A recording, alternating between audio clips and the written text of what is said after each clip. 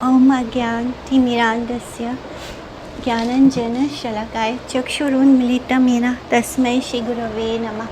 वाञ्छाकल्पतरुभ्यश्च कृपा सिन्धुभ्येव च पतितानां पावनेभ्यो वैष्णवेभ्यो नमो नमः। जय श्री कृष्ण चैतन्य प्रभु नित्यानंद श्री अद्वैत गदाधर शिवासादि गौर भक्तवृंद। हरे कृष्ण कृष्ण कृष्ण हरे हरे, हरे राम राम राम हरे हरे।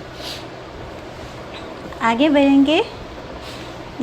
कल हमने स्टॉप किया था श्लोका नंबर 157 में, जहाँ पे बताया गया कि धन्यवाद प्रणाम माता जी, हरे कृष्णा। हम स्टार्ट कर रहे हैं श्लोका नंबर 157 से, जहाँ पर बताया गया कि कुछ लोग जो यानी धर्म अर्थ काम और मोक्ष को ही अपने मतलब उनको लगता है शास्त्रों में केवल यही बताया गया है कि कैसे मटेरियल लाइफ को और अच्छे से जिया जा सकता है, यानी हमारा लक्ष्य केवल धर्म अर्थ काम और मोक्ष बताना ही है। तो ऐसे लोगों को क्या कहा गया है? भारवाही कहा गया है।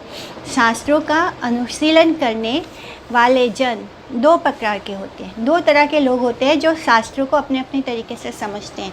एक तो वो लोग होते हैं जिनको गर्दभ कहा जाता है। गो यानी बैल और गर्दभ यानी गधा। तो ऐसे लोगों को बैल और गधा बोलते हैं। क्यों? क्योंकि वो बैल और गधे की तरह भारवाही होते हैं, यानी भार उठाने वाले। और दूसरे होते हैं उनको मधुकर कहते हैं। मधुकर माने मधुमक्खी, मधुमक्खी की भांति सारग्राही, जो हर फूल में से थोड़ा थोड़ा जो सार होता है, फूल का सार क्या होता है? हनी होता है। तो वो उस मधुमक्खी जो होती है वो उस मधु को कलेक्ट करती है। इसी प्रकार यानी वो सारग्राही होती है। मधुमक्खी या मधुकर सारग्राही होता है। बैल और गधे जो होते हैं वो भारग्राही होता है, यानी भारवाही होता है, भार उठाने वाले। तो ऐसे ही लोग, शास्त्रों को जानने वाले लोग दो प्रकार के होते हैं। एक वो जो भारवाही होते हैं और एक वो जो सारग्राही होते हैं। सारग्राही वो होते हैं जो एक्चुअली में शास्त्रों का मर्म समझते हैं, और भारवाही वो होते हैं जो शास्त्रों का भार उठाते हैं। उसमें क्या क्या लिखा है उसको बाहर तो कर लेते हैं, जान लेते हैं, लेकिन वो इतना सारा क्या जानने के लिए लिखा गया है इस सार को नहीं जान पाते हैं। तात्पर्य ये है कि अज्ञ रूढ़ी वृत्ति से प्रेरित होकर भारवाही अध्यापक गण प्राकृत यानी मटेरियल शास्त्र के तात्पर्य ज्ञान के अभाव से अपनी जड़ इंद्रियों के तर्पण के लिए पर विद्या सरस्वती की श्री कृष्ण के प्रति एकांतिक भजन परायण व्याख्या ना करके गो गर्धर यानी बैल और गधे की तरह मधु या चीनी के बर्तन में स्थित पदार्थ के माधुर्य की उपलब्धि अथवा आस्वादन करने में असमर्थ होकर केवल मात्र अज्ञ पशु की तरह वृथा परिश्रम करते हैं। उसी प्रकार भारवाही पंडित अभिमानी गण का यह सब श्रुत स्वाध्याय प्रवचन आदि श्रम भी पूर्णतः निष्फल और निरर्थक है। क्योंकि जो लोग इतने सारे शास्त्र पढ़ने के बाद भी उसमें से क्या लिखा है वो ही नहीं, उस सार को ही नहीं ग्रहण कर पाते हैं, तो उनका क्या हो गया? उन्होंने सिर्फ शास्त्रों का भार उठाया, यानी उसमें क्या क्या क्या क्या लिखा है वो ही सब जान पाए। वो सब क्या लिखा है लेकिन उसका लक्ष्य क्या था लिखने के पीछे का, उसको नहीं जानते हैं। तो ऐसे लोगों को भारवाही कहा गया है। और उनका जो भी प्रवचन वगैरह, वो ऐसे लोग जो भी प्रवचन करते हैं, जो भी अध्याय स्वाध्याय करते हैं, ये सब क्या होता है? निष्फल हो जाता है वो, क्योंकि वो अपने लक्ष्य को नहीं प्राप्त करता। तो उस समय वह निर्बोध संप्रदाय माया मोहग्रस्त होकर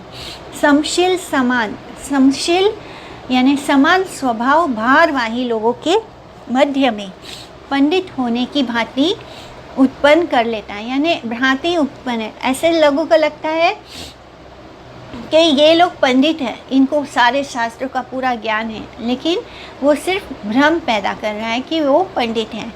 किंतु शास्त्र के सारग्राही सुचतुर भक्तों की ही वस्तुता बोध बंध मोक्ष वित्त पंडित आख्या यथोचित और शोभनीय है। यानी कि जो व्यक्ति सारग्राही होता है, ऐसे व्यक्ति जब व्याख्या करता है शास्त्र का, तो वही शोभनीय होता है, यानी वही सही होता है। वाचस्पति गणा तपस्या विद्या और समाधि द्वारा सतत विचार करने पर भी सर्वसाक्षी परमेश्वर को अभी तक नहीं जान सके हैं। यानी चाहे ऐसे लोग कितना भी वाचन कर ले, कितना भी पढ़ ले, अध्यापि वाचस्पतयस तपो विद्या समाधि भी पश्यन्त्यो अपि ना पश्यन्ति पश्यन्तं परमेश्वरम। यानी ऐसे लोग पढ़कर तपस्या करके, विद्या हासिल करके, समाधि करके भी, इतना सतत विचार करने पर भी वो सर्व साक्षी परमेश्वर को नहीं जान सकते हैं। पुटना रे यही प्रभु कैला मुक्तिदान, हे न कृष्ण छारी लोके करे अन्य ध्यान, आघासुर हे न पापी ये कैला मोचन, कौन सुखे छाड़े लोक ताहारा कीर्तन। जिन प्रभु ने पूतना को भी मुक्ति दे दी, ऐसे श्री कृष्ण को छोड़कर भी लोग दूसरों का ध्यान करते हैं। उन्होंने आघासुर जैसे पापी का भी उद्धार कर दिया, फिर उनका कीर्तन लोग किस सुख के लिए छोड़ देते हैं। सामने भगवान कृष्ण हो और उनकी इतनी सुंदर लीलाएं हों, उसका भी ध्यान छोड़कर लोग किसमें लगे हैं, संसार में। भगवान कृष्ण ने उनके वध की इच्छा रखने वाली मूर्तिमती कापट्य विग्रह पूतना की नार की वृत्ति होने पर भी अपनी अहेतु की दया के परवश होकर उसको अध्याक्षिक कृष्ण विरोध युक्त ज्ञान से मुक्त करके सुदुर्लभ निज परम पद प्रदान किया था, जो कृष्ण की उस असाम्यता तिशया जिसके समान और बड़ा कोई नहीं। आमंद दो दया की महिमा का विचार करने का सौभाग्य प्राप्त करते हैं, वे ही समझ सकते हैं कि प्रपंच और प्रपंचातीत अप्राकृत जगत में कहीं पर भी उस दया की सीमा की कोई तुलना नहीं है। कृष्ण ने क्या किया था पूतना के साथ? पूतना आई थी अपने स्तनों पर इतना भयानक विष लगाकर, ताकि वो कृष्ण को मार सके। लेकिन कृष्ण ने क्योंकि उनका दूध पान किया, इसलिए उनको माता की भांति उनको स्थान प्राप्त हुआ, उनको मोक्ष प्राप्त हुआ। यानी पूतना को भी मोक्ष मुक्ति दे दिया उन्होंने, उनको माँ का स्थान दिया। इस तरह कृष्ण के जैसा दयालु कौन हो सकता है कि अपने आप को मारने वाले को भी वो मुक्ति देते हैं, मोक्ष देते हैं। तो ऐसे भगवान की शरण में को जानकर देखकर भी अगर कोई ऐसे भगवान की शरण में नहीं आता तो उसका माने उसका जीवन ही व्यर्थ है, वो और पशु में कोई अंतर नहीं है। तो इतनी दया की महिमा का विचार करने का सौभाग्य प्राप्त करते हैं, वे ही समझ सकते हैं। जो ये समझ सकते हैं कि भगवान कितने दयालु हैं, वे ही समझ सकते हैं कि प्रपंच और प्रपंचातीत अप्राकृत जगत में जो स्पिरिचुअल वर्ल्ड है, उसमें कहीं पर भी, ना तो इस मटेरियल वर्ल्ड में, ना तो किसी स्पिरिचुअल वर्ल्ड में, कहीं पर भी भगवान की जो दया है उसकी कोई सीमा की, यानी उसकी कोई सीमा ही नहीं है, उसकी कोई तुलना ही नहीं है। इसलिए नितांत अभागे कुबुद्धि और नारकी मूर्खों के अतिरिक्त कोई भी ऐसा नहीं होगा जो सर्वोत्तम परम धर्म कृष्ण पाद पद्म की सेवा छोड़कर अन्यत्र चिंता या चेष्टा करता हो। यानी ऐसे लोगों को क्या कहा गया है? अभाग, यानी उनका दुर्भाग्य ही है, कुबुद्धि, उनकी बुद्धि खराब है और वो मूर्ख हैं, नितांत मूर्ख हैं। ऐसे लोगों को मूर्ख कहा गया है जो ये सब देखकर, ये सब जानकर भी कृष्ण के चरणों का आश्रय छोड़कर, उनकी सेवा छोड़कर कहीं और चिंता करते हैं, कहीं कुछ और पाने की चेष्टा करते हैं। श्रीमद् भागवतम के श्लोक में विदुर के निकट श्री उद्धव ने क्या कहा था कि अहो बकीयम स्तन कालकूटम जिगांस सया पाए यदाप्य साधवी लेभे गतिम धात्र्यु चिताम ततो अन्यम कम वा दयालुम शरणम व्रजेन।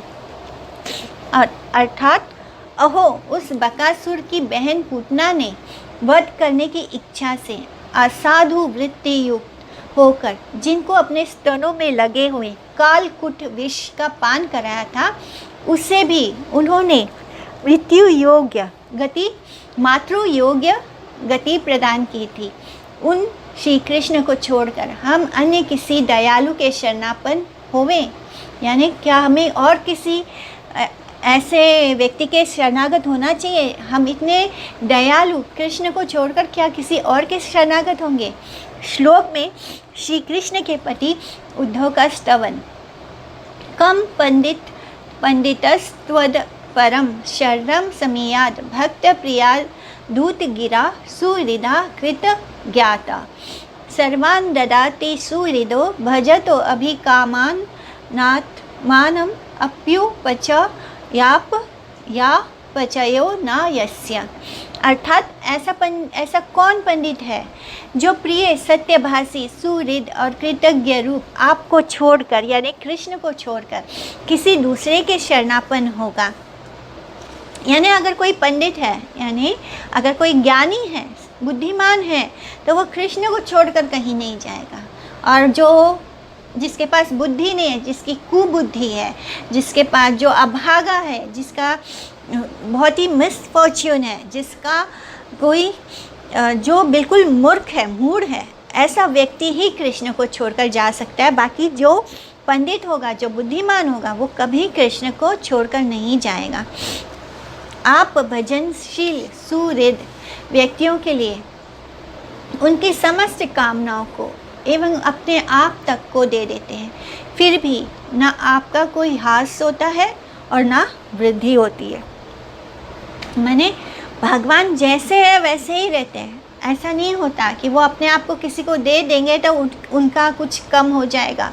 ना तो वो उनके अंदर कोई वृद्धि होती है, ना बढ़ते हैं ना घटते हैं। भगवान अपने आप को सबको दे देते हैं, अपने शुद्ध भक्तों को अपने आप को पूरी तरह दे देते हैं, लेकिन ना तो फिर भी उनमें कोई हास नहीं होता, कोई कमी नहीं होती, ना वृद्धि होती है। इस तरह भगवान अपने भक्तों को जो उनकी प्रति प्रेम रखते हैं, ऐसे व्यक्तियों के लिए उनकी समस्त कामनाओं को वो पूरा कर देते हैं और अपने आप तक को दे देते हैं। भक्त वत्सल कृतज्ञ समर्थ वदान्य हे न कृष्ण छाड़ी पंडित नाही भजे अन्य विज्ञा जने रहया यदि कृष्ण गुण ज्ञान अन्य त्याजी भजे ताते उद्धव प्रमाण। तो चैतन्य चरित्रमृत के मध्य लीला में आता है ये श्लोक कि ऐसे भक्त वत्सल भगवान कृतज्ञ, यानी हम भगवान कभी भी ऐसे नहीं होगा कि हम भगवान के लिए कुछ करें और वो उसको भूल जाएं। वो कृतज्ञ होते हैं, कृतज्ञहीन नहीं होते। यानी ऐसे जैसे हम किसी अपने बहुत अच्छे गहरे मित्र क्यों ना हो, हम अगर उसके लिए भी कुछ करते हैं तो ऐसा समय कभी ना कभी हमारे जीवन में ज़रूर आया होगा कि हमारा जो सबसे बेस्ट फ्रेंड है वो भी हमारे किए हुए को भूल जाए और हमारे साथ कृतज्ञ न हो जाए, यानी वो हमारी किसी बात का कदर ही ना करे। लेकिन कृष्ण जो है वो ऐसे नहीं है, वो कृतज्ञ होते हैं, वो समर्थ हैं, वो वादान्य हैं, बहुत ही दयालु हैं, भक्त वत्सल हैं। ऐसे कृष्ण को छोड़कर पंडित नहीं भजता किसी और को, यानी ऐसे कृष्ण को छोड़कर कोई भी ज्ञानी व्यक्ति किसी और को नहीं भजेगा। एक्चुअली में ज्ञानी कौन है? जो कृष्ण को जानता है, जो कृष्ण की सेवा करना जानता है, जो कृष्ण को छोड़कर कहीं नहीं जाता, उसको हम ज्ञानी बोलेंगे। तो ऐसा पंडित और किसी को नहीं भजेगा। विज्ञा जनेरा हया यदि कृष्ण गुण ज्ञान अन्य त्याजी भजे ताते उद्धव प्रमाण। तो इस तरह जो कृष्ण को नहीं भजता, अन्य त्याजी, यानी जो सब कुछ त्याग कर कृष्ण का गुणगान करे वही ज्ञानी, और जो ऐसा नहीं करता वो क्या है? वो अज्ञानी है, वो मूर्ख है। ये कृष्णेरा नामे हया जगत पवित्र, ना बले दुखित जीव ताहार चरित्र। ये कृष्णेरा महोत्सवे ब्रह्मा आदि विवल, ताहा छाड़ी नृत्य गीते करे अमंगल। आजा मिले निष्ठारीला ये कृष्णेरा नामे, धन कुला विद्या मध्य ताहा नहीं जाने। तो जिन श्री कृष्ण के नाम मात्र से ही जगत पवित्र हो जाता है, फिर भी उनका नाम दुखित जीव नहीं लेते हैं। जिन श्री कृष्ण के महोत्सव में ब्रह्मा आदि भी विवल हो जाते हैं, उस महोत्सव को छोड़कर लोग दूसरे प्रकार के नृत्य गीत आदि में अपना अमंगल करते रहते हैं। जिन श्री कृष्ण के नाम से अजामिल तक का उद्धार हो गया, लोग ऐसे नाम तक को धन कुल और विद्या के मद में भूल जाते हैं। अजामिल के कृष्ण नाम आभास से निष्ठार के प्रसंग, यानी कैसे हमने जाना था, अजामिल ने कृष्ण को नहीं बुलाया था, अजामिल ने नारायण को नहीं बुलाया था, उन्होंने अपने पुत्र को बुलाया, लेकिन नाम आभास के कारण उसको जो यमदूत हैं उनसे वो बच गया और उसको विष्णु दूतों ने आकर यमदूत से बचा लिया, क्योंकि उन्होंने नारायण कह के पुकारा और इस तरह नारायण नाम आभास हुआ। एक्चुअली में प्योर नाम नहीं लिया था, उसने केवल आभास, नाम आभास में अपने पुत्र को पुकारा, उससे उसका इतना भला हो गया। ऐसे भगवान हैं कृष्ण। तो श्लोक में श्री कृष्ण के पति कुंती की उक्ति, जन्म ऐश्वर्या श्रुता शिविर, ईदा मान मदा पुमान, नैवर हाथी अभितातुम वै त्वामा किंचन गोचरम। यानी कि कैसे लोग भगवान कृष्ण की शरण में नहीं आते, अर्थात हे कृष्ण, ऊंचे कुल, धन, विद्या एवं रूप आदि नश्वर संपत्ति, यानी जो ख़त्म होने वाली संपत्ति है, नश्वर संपत्ति की प्राप्ति से जिनका अहंकार बढ़ चुका है, ऐसे व्यक्ति निष्किंचन निष्काम भक्त के लिए सुलभ आपके श्री कृष्ण गोविंद इत्यादि शुद्ध नामों का कीर्तन करने में निश्चय ही कभी भी सामर्थ्य नहीं होते। यानी ऐसे लोग कभी भी भगवान के जो शुद्ध नाम है, जो प्रिय नाम है श्री कृष्ण का, गोविंद इत्यादि, उन नामों में इनकी कोई रुचि नहीं होती। यानी जो लोग बहुत ऊंचे कुल में जन्म लेते हैं, तो उनको अपने कुल में जन्म लेने का मान हो जाता है, अहंकार हो जाता है। जिनके पास बहुत धन दौलत होती है, उनको अपने धन का अहंकार होता है, तो उनको क्या लगता है कि वो सारे संसार को अपने पैसों से खरीद सकते हैं। जो ऊंचे कुल में होते हैं, उनको अपने बड़े कुल का इतना मान होता है कि वो किसी सब को नीचा समझते हैं। जो बहुत विद्या अर्जित करते हैं, जो बहुत ज्ञानी होते हैं, जिन्होंने बहुत ज़्यादा हायर एजुकेशन प्राप्त किया होता है, उनको अपने ज्ञान का अहंकार होता है। इतना अहंकार होता है कि वो बाकी लोगों को बहुत ही छोटा मानते हैं। और जो बहुत ही सुंदर होते हैं, बहुत रूपवान होते हैं, सुंदर होने का अपना अहंकार होता है कि वो सोचते हैं कि सब कुछ वही वो हैं, बाकी कोई और का कोई मतलब, कोई वैल्यू नहीं है। तो ऐसे लोग अपने ही मद में डूबे रहते हैं, अपने ही इसमें इतना खो जाते हैं कि वो उस अहंकार में इतना डूब जाते हैं कि उनके मुख से कभी कृष्ण का नाम, यानी जो अपने आप को इतना मान सम्मान दे, अपने आप को इतना बड़ा समझेगा, तो वो कृष्ण का नाम क्यों बजेगा? वो अपने आप को उनसे भी बड़ा मानने लग जाता है। तो ऐसे लोगों के मुख से या उनके हृदय में कृष्ण नाम नहीं आता, यानी उनके मुख से कभी कृष्ण नाम निकलता ही नहीं, उनकी कोई रुचि ही नहीं बनती कृष्ण नाम लेने में। सुना भाई सब सत्य अमर वचन, भजा अमूल्य कृष्ण पाद पद्म धन। ये चरण सेविते लक्ष्मीरा अभिलाष, ये चरण सेविया शंकर शुद्ध दास। ये चरण हईते जानवी प्रकाश, हेना पाद पद्म भाई सबे करा आस। तो इस तरह श्री गौर हरि अपने शिष्यों को समझा रहे हैं कि हे भाइयों, तुम सब मेरे सत्य वचन को सुनो, श्री कृष्ण के पाद पद्म रूपी अमूल्य धन का भजन करो। जिन श्री चरणों की सेवा के लिए लक्ष्मी जी सदा लालायित रहती हैं, जिन श्री चरणों का सेवन करके शिव जी उनके अनन्य दास हो गए हैं, तथा जिन श्री चरणों से गंगा जी प्रकट हुई हैं। हे भाइयों, ये ऐसे श्रीपाद पद्मों के लिए सभी आशा करो। मैंने ऐसे श्री कृष्ण के चरणों का कभी भी विस्मरण मत करो। हर समय, हर पल, हर क्षण उनके पाद पद्मों का ध्यान करो, उनकी आशा करो। हे साधव सकल मेवा विहाय दुराद गौरांग चंद्र चरणे कुरुतानुरागम, अर्थात हे साधुओं, आप लोग श्री कृष्ण इंद्रिय तर्पण प्रतिकूल जितने भी दैहिक या मानसिक धर्म हैं, उन सब का दूर से परित्याग करके श्री गौरांग चंद्र के चरणों में अनुरक्त हो जाइए। यानी इस संसार का जो भी काम है, जो भी धर्म है, जो सर्वधर्मान परित्याज्य, बाकी जितने भी धर्म है उन सब का परित्याग करो और केवल श्री कृष्ण के चरणों की अनुरक्ति करो। यानी श्री गौर हरि के चरणों में अनुरक्त हो जाओ। देखी कारा शक्ति आचे एई नवद्वीपे, खंडुका आमार व्याख्या आमार समीपे। तो देखूं इस नवद्वीप में किसकी शक्ति है जो मेरी इस व्याख्या का मेरे सम्मुख खंडन कर सके। तो अब गौरहरि बोल रहे हैं कि अब मैं देखना चाहता हूँ कि इस नवद्वीप में किस में इतनी शक्ति है कि मैंने जो अभी व्याख्या किया है श्री कृष्ण के बारे में, उसका कोई मेरे सामने खंडन कर सके। परम ब्रह्म विश्वम्भर शब्द मूर्तिमय, ये शब्द ये बाखाने न से सत्य हया। यानी परम ब्रह्म विश्वम्भर स्वयं ही शब्दों में मूर्तिमय विग्रह है। वे जिस शब्द की जो भी व्याख्या करते हैं वही सत्य होता है।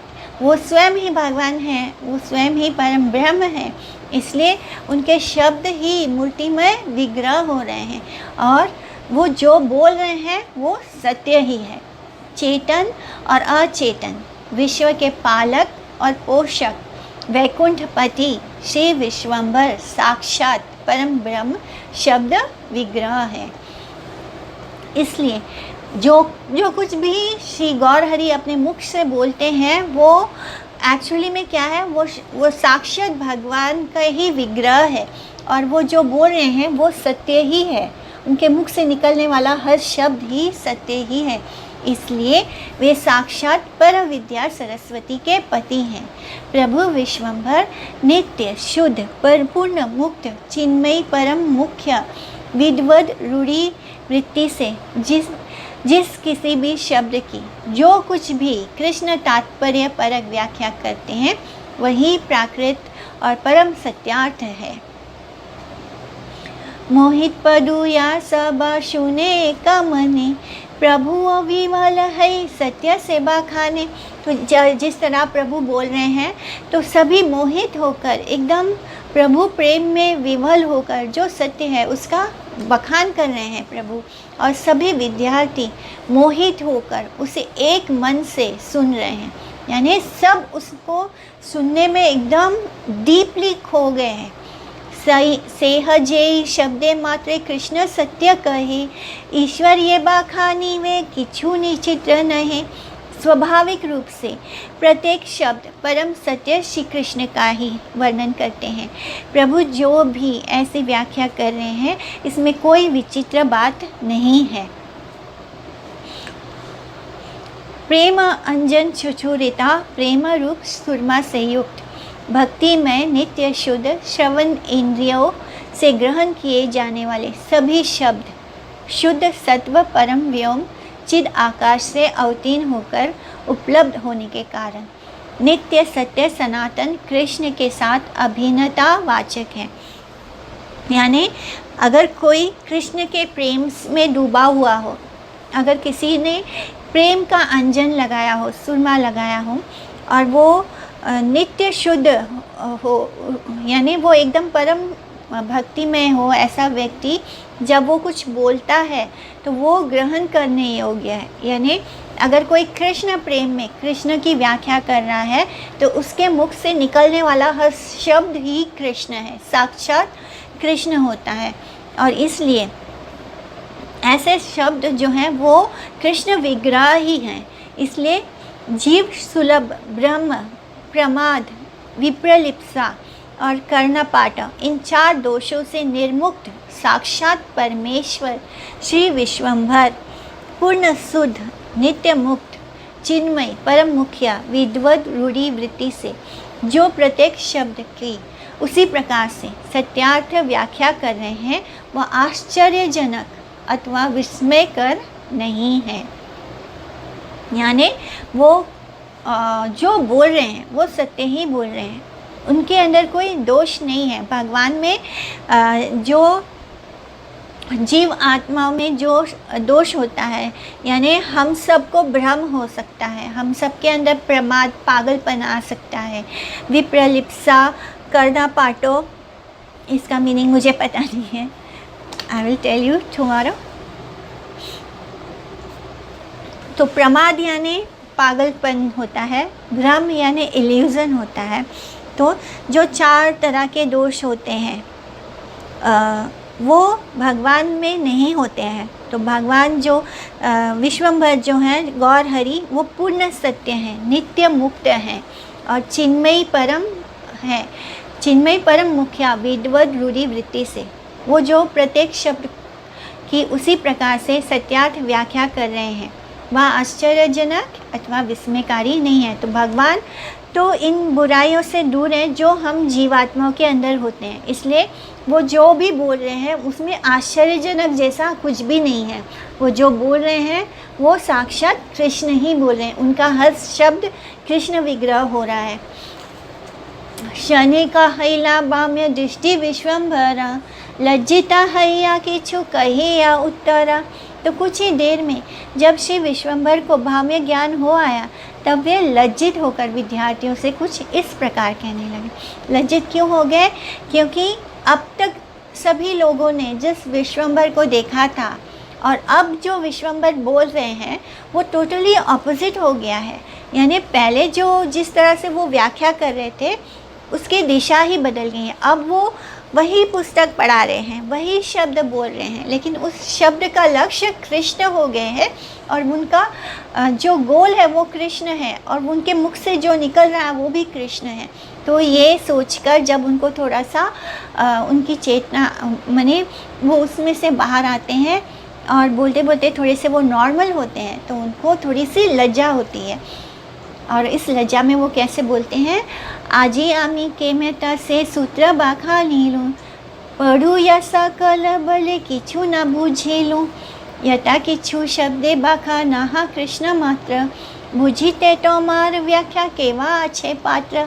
तो प्रभु बोले, आज मैंने सूत्रों की कैसी व्याख्या की। सब विद्यार्थी बोले, हम तो कुछ नहीं समझे, आपने तो सभी शब्दों का अर्थ एकमात्र कृष्ण ही बताया। यहाँ भला कौन ऐसा पात्र है जो आपकी इस व्याख्या को समझ सके।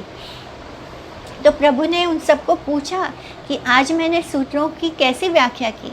तो विद्यार्थियों ने क्या बोला कि आज तो हम कुछ समझ ही नहीं पाए, आपने जो भी बताया, जितने भी अर्थों के मतलब बताए, उन सब का मतलब क्या था, केवल कृष्ण ही था। तो ऐसा कौन है जो आपकी व्याख्या को समझ सकता है।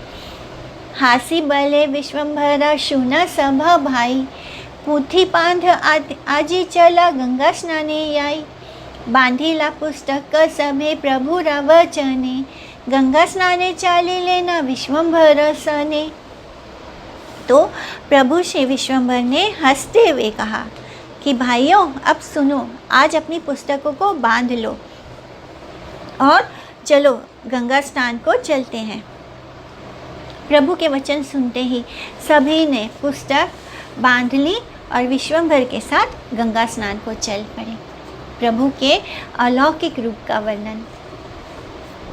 गंगा जले केली करे प्रभु विश्वंभरा, समुद्रे रामा छे न पूर्ण शाशाधरा। गंगा जले केली करे प्रभु विश्वंभर राय, परम सुकृति सभा देखे न दियाए। ब्रह्मा आदि अभिलाषा ये रूप देखीते, हे ना प्रभु विप्र रूपे खेले से जलेते। गंगा घाटे स्नान करे यत सब जन, सबाई चाहे न गोरा चंद्रेरा वदन। अन्यो अन्य सर्वजने कहे वचन, धन्य माता पिता यारा एहे ना नंदना। तो प्रभु श्री विश्वम्भर गंगा जल में ऐसे क्रीड़ा करने लगे जैसे समुद्र के बीच पूर्ण चंद्रमा जो है फुल मून वो कलोल क्रीड़ा केली करता है, यानी समुद्र के बीच में एक फुल मून कैसे खेल रहा हो ऐसे लग रहे हैं विश्वम्भर। विश्वम्भर राय गंगा जल में विहार कर रहे हैं और नदिया के परम सुकृतिशाली सब लोग देख रहे हैं। यानी उन्होंने जो लोग उस वक्त जब भगवान गौर हरि थे उस वक्त जितने भी लोग नाडिया में थे वो सब बहुत ही सुकृतिशाली थे, क्योंकि वो विश्वम्भर के दर्शन कर रहे थे। चाहे उनको कुछ आभास हो ना हो, लेकिन उन सब के पास इतनी सुकृति थी कि वो गौर हरि के साथ वो उनकी लीला में शामिल हो सकें। तो इसी तरह नाडिया के परम सुकृतिशाली सब लोग देख रहे हैं। जिन्होंने भी सुकृति की है वो सारे लोग उस वक्त उनको देख रहे हैं। ब्रह्मा आदि भी जिस रूप के दर्शन की अभिलाषा करते हैं वही प्रभु विप्र रूप से जल में विहार कर रहे हैं। गंगा घाट पर जितने भी लोग स्नान कर रहे हैं वे सब गौरचंद्र के मुख की ओर देख रहे हैं और सभी लोग परस्पर कह रहे हैं कि वे माता पिता धन्य हैं जिनके ये ऐसे पुत्र हैं। इस तरह जो भी गौर हरि को देखता तो बस उनको देखता ही रह जाता है। गंगा रबाड़ीला प्रभु परशे उल्लास, आनंद करे न देवी तरंग प्रकाश, तरंगेरा छले नृत्य करे न जानवी, अनंत ब्रह्मांड यारा पद युग सेवी, चतुर्दिके प्रभु रे बेरिय जहु सुता, तरंगेरा छले जला देई अलक्षिता। तो प्रभु का स्पर्श पाते ही गंगा देवी उल्लासित हो गई और वे आनंद से अपने तरंगों को प्रकट करने लगी, यानी खुशी के मारे उनके जो लहर है वो उछल कूद करने लग गए। वे आज तरंगों के बहाने क्या कर रही हैं, नृत्य कर रही हैं। तो लहर ऐसे उछल कूद कर रहे हैं मानो गंगा देवी नृत्य कर रही हैं। अनंत ब्रह्मांड जिनके चरण युगल की सेवा करते हैं ऐसे प्रभु को चारों ओर से घेर कर तरंगों के बहाने जहु सुता अलक्षित रूप से उनका जल अभिषेक कर रही हैं। यानी गंगा जी की लहरें इस तरह उल्लासित होकर खुशी के मारे गौर हरि के चारों तरफ से उछल कूद करके उनको ऊपर उठ कर उनका अभिषेक कर रही हैं। प्रभु के प्रति प्रयुक्त निर्वध्य निर्दोष उत्कृष्ट उपमा और सब प्रकार का वर्णन ग्रंथकार के महाकवित्व को प्रकाशित कर रहा है।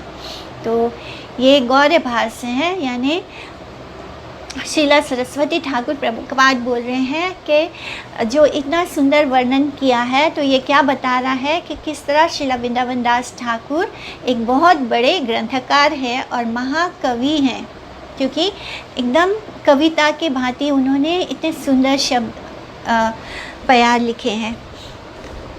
वेदे मात्र ऐसा बाली लारा मर्म जाने, किच्छु शेषे व्यक्त हबे सकल पुराने। तो केवल वेद ही इन सब लीलाओं का मर्म जानते हैं।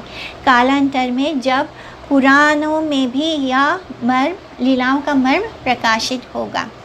स्नान करी गृहे आई लेना विश्वम्भरा, चालीला पडु या वर्गे यथा यार घरा। तो प्रभु विश्वम्भर स्नान करके अपने घर आ गए तथा सभी विद्यार्थी भी अपने अपने घर की ओर चल दिए।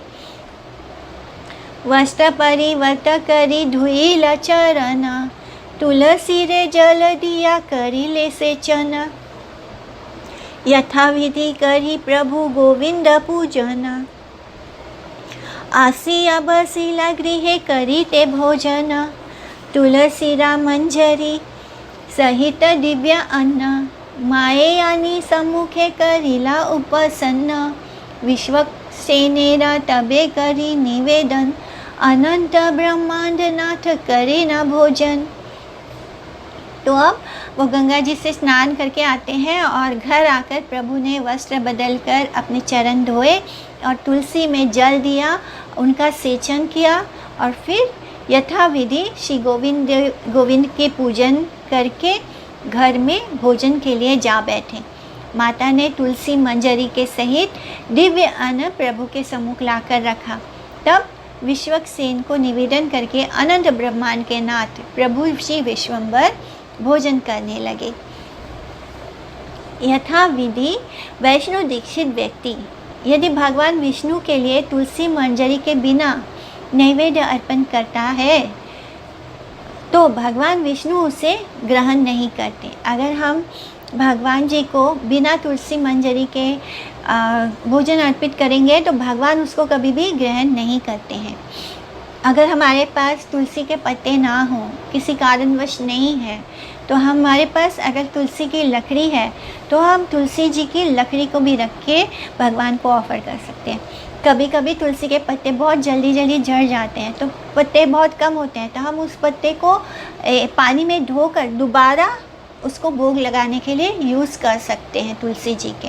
तुलसी महारानी जो है वो 84 लाख योनियों में जो जीव आते हैं, जो देह आते हैं, उनमें वो नहीं आती हैं, वो दिव्य हैं। तुलसी महारानी जो है वो दिव्य होती हैं।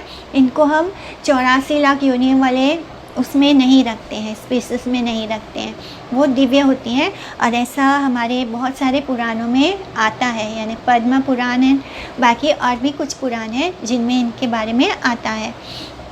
तो इवन जब तुलसी महारानी सूख जाती हैं अपने आप, तो जो वो लकड़ी होती है तो उसको हमें संभाल कर रख लेना चाहिए। उनका भी बहुत यूज़ होता है।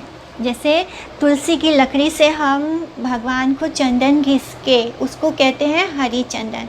तो जैसे हम लोग नॉर्मल चंदन यूज़ करते हैं, उसकी जगह पे हम तुलसी की लकड़ी को यूज़ करते हैं, और उसका जो पुण्य होता है वो बहुत ज़्यादा होता है। उसको इसलिए हरी चंदन कहा जाता है।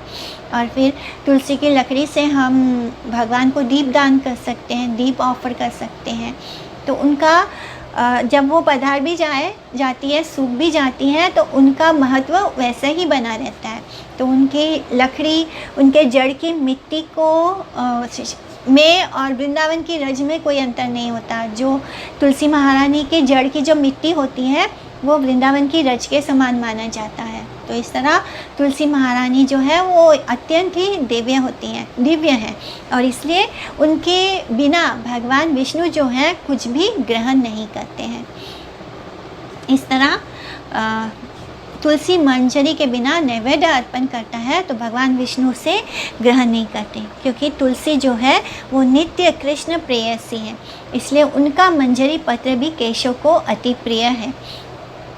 इस तरह जैसे कि राधा रानी और कृष्ण के जो लीला होती है, तो उस लीला का जो सब कुछ अरेंजमेंट होता है, वो दोनों कहाँ मीटिंग करेंगे, तो वो सब कौन करता है? वृंदा देवी करती है। यानी वृंदा देवी ही उन दोनों को मिलाने में जो सेवा होती है वो वृंदा देवी की होती है। इसलिए कृष्ण जो है वृंदा देवी के बिना कोई भी भोग वस्तु कुछ भी ग्रहण नहीं करते, इसलिए वो उनकी प्रेयसी है, कृष्ण प्रेयसी है, इसलिए उनका मंजरी पत्र भी केशव को अति प्रिय है। और हमारे